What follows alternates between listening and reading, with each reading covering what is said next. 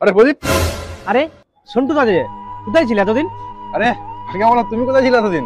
আরে আমি তো এখন একটা অন্য সেটা জমায় কাজ করি। ও, আমি তো ছেড়েই দিয়েছি, তুমিও ঘাটালের সেটার দোকান ছেড়ে দিয়েছো, তাই তো?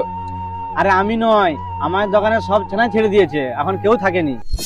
ও, ওই জন্যই মাঝখানে একটু শুনেছিলাম যে ঘাটালের সেটা ধান্দা উঠে গেছে। হ্যাঁ ঠিকই বলেছো। তাহলে কি কথাটা কি সত্যি?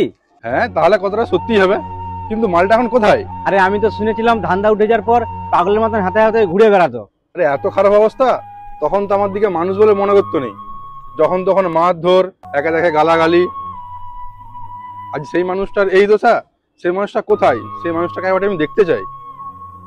হ্যাঁ চলো, আমার একবার দেখার ইচ্ছা আছে। হবে তো, কিন্তু তাকে খুঁজবে কোথায়?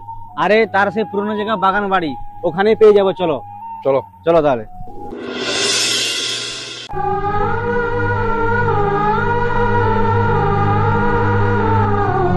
চলে তো এলাম প্রদীপ, কোথায় খুঁজবে গো তাকে? চলো না, আগে যেখানে সে পুরনো জায়গায় বসে থাকতো সেখানে দেখবো। চলো না তাকে। এখন আর ওখানেই পাওয়া যাবে কি?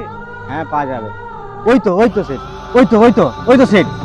এ বাবা, কি অবস্থা হয়েছে সেটের, দেখি চলো। দাঁড়াও দাঁড়াও দাঁড়াও দাঁড়াও দাঁড়াও, যাওয়ার দরকার নেই। হ্যাঁ শালা, খেয়ে নিবি। দেখলে তো প্রদীপ, অহংকারের পরিণাম কি? সেই তো গো, দেখে খারাপ লাগছে। কি ছিল কি হয়ে গেছে। সেটাই তো, মানুষের দুটো পয়সা হয়ে গেলে কত অহংকার। আজ দেখো সেই মানুষটাই লোকের কাছে হাত পাতছে, ভিক্ষা চাইছে।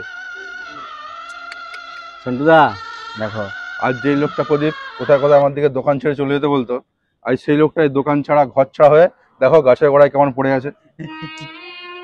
চলো সন্টুদা, সেটকে তুলে নিয়ে আমার দোকানকে নিয়ে যাই। না না প্রদীপ, তার আর দরকার নেই।